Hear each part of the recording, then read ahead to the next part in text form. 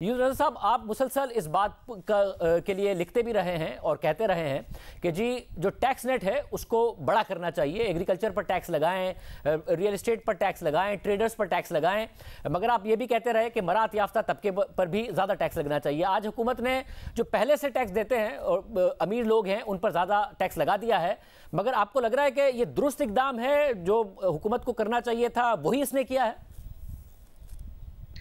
देखिए, इस वक्त जो इक़दाम किया है ये तो आईएमएफ के प्रेशर में किया है और लेकिन ये वन टाइम टैक्स है, सुपर टैक्स। और हमारा जो प्रॉफिट्स हैं इस वक्त कंपनीज के, देखिए जो कराची स्टॉक एक्सचेंज में जो टॉप 100 कंपनीज हैं उनके 2021 में जो प्रॉफिट्स थे वो 47% से बढ़े थे। और जो सेक्टर्स जो हैं उसके लिहाज से जो बैंकिंग सेक्टर है और ऑयल सेक्टर है और टेक्सटाइल्स जो हैं, ये फर्टिलाइजर, ये basically more than 2/3 of the profits हैं और ये पहले ही बहुत ज़्यादा मुनाफा कमा रही थी।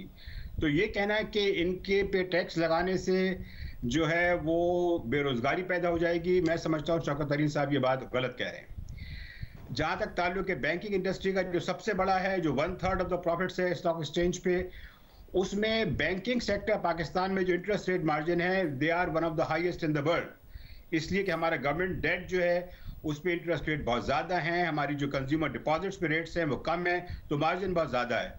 तो मैं समझता हूँ ये इमरजेंसी के तौर पे ये एकदम दुरुस्त है, लेकिन इनको जो करना चाहिए था वो उन्होंने नहीं किया है, और वो ये है कि एग्रीकल्चर जो 20% ऑफ द जीडीपी है और रिटेल एंड होलसेल ट्रेडर्स जो भी तकरीबन 20% हैं पूरी हमारी कौमी पैदावार का, तकरीबन ये दोनों सेक्टर मिला के 40% है हमारी जीडीपी का, उन पे टैक्स कलेक्शन ना होने के बराबर है।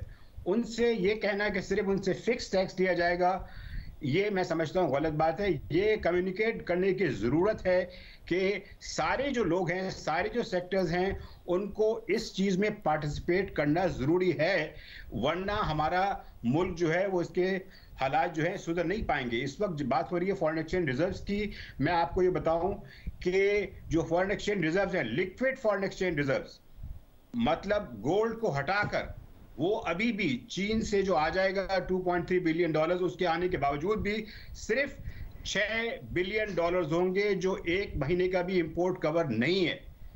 तो हालात जो हैं उससे मैं समझता हूं कहीं ज्यादा संगीन है, जिसको जो आमतौर पे बात हो रही है। और दूसरी बात यह है कि जो फेलियर है इस मौजूदा हुकूमत का, जो डेफिसिट में इजाफा हुआ है 200 अरब रुपए के, तो ये खुद जिम्मेदार हैं, इसलिए कि जो पेट्रोल की प्राइसेस इनको पहले बढ़ानी चाहिए थी, उन्होंने देर से बढ़ाई हैं। दूसरी बात यह है कि जो आईएमएफ से बात हो रही है, इनको ज़्यादा बेहतर तरीके से उनको एंटिसिपेट करना चाहिए था। आईएमएफ क्या चाहता है ये कोई सीक्रेट नहीं है, आईएमएफ किस तरह से डील करता है ये कोई सीक्रेट नहीं है। तो जब ये हो रहा था कि ये नो कॉन्फिडेंस ला रहे हैं, इनको पहले ही से, जिस तरह होता है कि एक शेडो कैबिनेट होती है, शेडो फाइनेंस मिनिस्टर होता है, पहले से ये इन इकदामात को वेल प्रिपेयर्ड कर देना चाहिए था। किस्तों में बजट आने का ये जाहिर करता है कि ये वेल प्रिपेयर्ड नहीं थे। हालांकि ये बार बार कहा गया था कि देखिए एनर्जी प्राइसेस जो हैं उसकी तरफ तवज्जो दें, ये बहुत बड़ा सोर्स है पूरे डिस्टेबलाइज करने का, ये नहीं किया गया। तो मैं यही कह सकता हूं कि जहां तक इमरान खान साहब की हुकूमत ने गलत किया था, सब्सिडी रोल बैक की थी और प्रॉपरली एंटिसिपेट नहीं किया था, फिस्कल डेफिसिट में बड़ी मनी प्रिंटिंग करके गवर्नमेंट बोरोइंग को बढ़ा के महंगाई में कंट्रीब्यूट किया था, तो उसके बाद भी ये जो हुआ है, पाकिस्तान में जो रुपए की कदर है इस साल तकरीबन 16% में से ड्रॉप हुआ है, उसमें 10% जो है सिर्फ पिछले 2 महीने में हुआ है। बिल्कुल सर, मईशत के प्रॉब्लम से मैं इस पर आने से पहले खुर्रम हुसैन साहब, आप भी मुसलसल जो इस मईशत के स्ट्रक्चरल प्रॉब्लम्स हैं उस पर लिखते रहे हैं। ये जो बहरान आया है काफ़ी टाइम पहले मैं देख रहा था कि आप बता रहे थे और ये कह रहे थे कि एक स्टॉर्म है जो आने वाला है, ये तूफ़ान मुआशी आने वाला है, और ये तूफ़ान पहले भी पाकिस्तान की मईशतों में जिस तरीके से आए एक्सटर्नल सेक्टर में वो आने वाला है।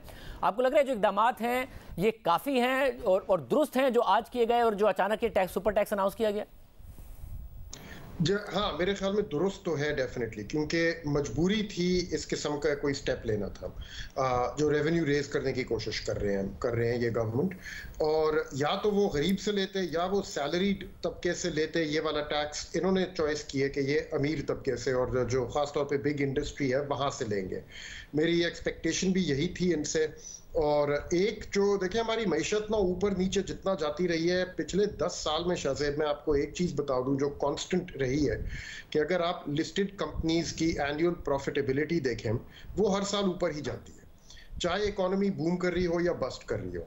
पिछले 10 सालों में आपको सिर्फ एक साल नजर आएगा जहां पे एनुअल प्रॉफिटेबिलिटी लिस्टेड कंपनीज की एक्चुअली नीचे गई है, वो 2018 था, और वो भी थोड़ी सी नीचे गई है। उसके बाद से जिस तरह से इसने ऊपर जाना शुरू किया है, पिछला साल 2021 में ये रिकॉर्ड हाई 970 अरब रुपए से ज्यादा प्रॉफिट्स कमाए गए थे, और तब हमें बताया जा रहा था मुबारक हो, क्योंकि ये एक निशानी है कि मईशत वापस अपनी पटरी पे आ चुकी है। ऑफ कोर्स ये ऐसी कोई निशानी नहीं थी, ये निशानी सिर्फ ये थी कि इस मुल्क में एक इस टाइप की ग्रोथ पैदा की जा रही थी जिससे अमीर तबका जो है वो और ज्यादा अमीर होता चला जा रहा था, और गरीब तबका जो है वो देख रहा था कि ना उनकी तनख्वाहें बढ़ रही हैं उसी हिसाब से, और जो सैलरी तबका है वो ये कह रहा था, और गरीब तबका ये देख रहा था कि उनकी वेजेस जो है वो तो इन्फ्लेशन से कम ग्रो कर रही थी, यानी कि रियल वेजेस नेगेटिव जा रही थी। तो अब अगर एक ऐसा पॉइंट आया है जहां गवर्नमेंट आके कह रही है कि ठीक है, आप अमीर लोगों ने पिछले सालों में बहुत पैसे कमा लिए हैं, हद से ज्यादा पैसे कमा लिए हैं, तारीख में जितने पैसे कमाए हैं उससे ज्यादा पैसे आपने 2021 में कमा लिए हैं। आज अगर मुल्क में मुश्किल फैसले करने हैं तो आप भी अपना बोझ आप उठाएं। और मेरा नहीं ख्याल इसमें कोई सच नुक्स निकालने वाली बात है। इनकी प्रॉफिटेबिलिटी हमेशा इंक्रीज ही करती है, पिछले 10 सालों का आप डेटा निकाल के देख लें।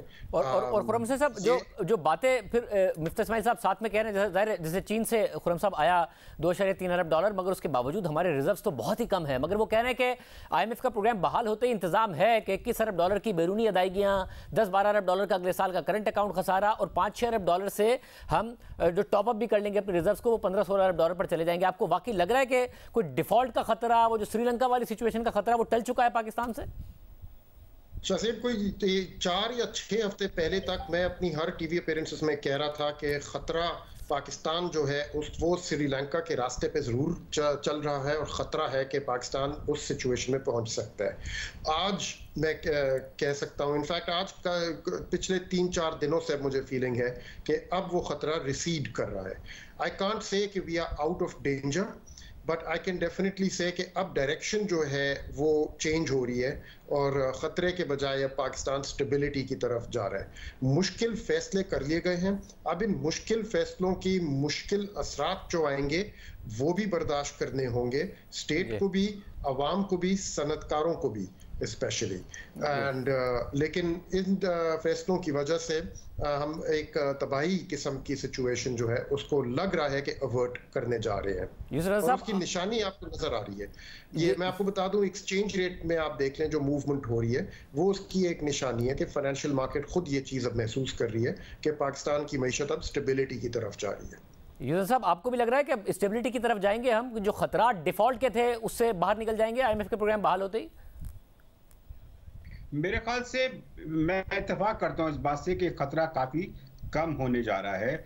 वो इसलिए कि IMF के बाद जो है ना सिर्फ दोस्त ममालिक से बल्कि वर्ल्ड बैंक से भी, एशियन डेवलपमेंट बैंक से भी जो पाइपलाइन में है, वो भी जो है हम उम्मीद कर सकते हैं कि वो फंड जो हैं रिलीज होंगे। तो ये कहना कि पाकिस्तान और श्रीलंका का मैं बहुत जिक्र सुनता हूं। देखिए, पाकिस्तान का डेट टू GDP रेशियो जो है तकरीबन 80% के अराउंड है, श्रीलंका का 120% है। तो जमीन आसमान का फर्क है पाकिस्तान और श्रीलंका की सिचुएशन में। यकीनन हम बड़ी नाजुक पोजीशन में थे और हैं, लेकिन पाकिस्तान श्रीलंका हरगिज नहीं है। श्रीलंका की इकोनॉमी का दारोमदार जो था वो टूरिज्म पे था, वो 90% से कोलैप्स कर गए थे। पाकिस्तान की सूरत-ए-हाल नहीं है। हमारी एक्सपोर्ट्स बढ़ी हैं, टेक्सटाइल की खासतौर पे एक्सपोर्ट्स बढ़ी हैं। हमारे साथ जो प्रॉब्लम हुई है वो एक तो ऑयल प्राइस की थी, और दूसरा हमारा फिस्कल डेफिसिट की प्रॉब्लम थी, जिसमें बेपनाह हमारा जो मनी क्रिएशन है उसमें इजाफा हुआ था। तो मैं समझता हूं कि अब जो है खतरा कम हुआ है, लेकिन ये नहीं है कि बिल्कुल खतरा बिल्कुल खत्म हो गया है। ये बहुत डिपेंड करेगा कि ऑयल प्राइसेस कैसी चलती हैं, आईएमएफ के साथ फाइनली एग्रीमेंट कब होता है और किन फाइनल टर्म्स पे होता है, और दूसरे उसकी कितनी मुद्दत में जो दूसरे जो मल्टीलैटरल इदारे हैं वो अपना जो फंड जो है रिलीज करते हैं और देते हैं। अगर ये तमाम चीजें वक्त पर सही तरीके से खुश उसलूबी से होती हैं तो मैं समझता हूं कि पाकिस्तान जो है थोड़ा स्टेबिलिटी आएगी। स्टॉक मार्केट का ऊपर नीचे गिरना मेरी नज़र में कोई अहमियत नहीं रखता। जो सबसे अहम बात है वो फॉरेन एक्सचेंज जो रेट है, हमारे रुपए की कदर है, उसमें मैं बेहतरी देख रहा हूं, और उस लिहाज से कुछ जो है तकरीबन पिछले महीने के मुकाबले में, मैंने तो मार्च से पिछले साल अक्टूबर से कहा था कि we are heading towards the crisis, लेकिन अब मैं समझता हूं कि थोड़ी बहुत जो है बेहतरी आई है, और इन फैसलों की वजह से होपफुली पाकिस्तान जो है रुपए की कदर में स्टेबिलिटी आएगी, फॉरेन एक्सचेंज रिजर्व्स इंप्रूव होंगे, और तो थोड़ा बहुत देयर इज सिल्वर लाइनिंग। बहुत शुक्रिया नाज़रीन, गुफ्तगू आपने सुनी।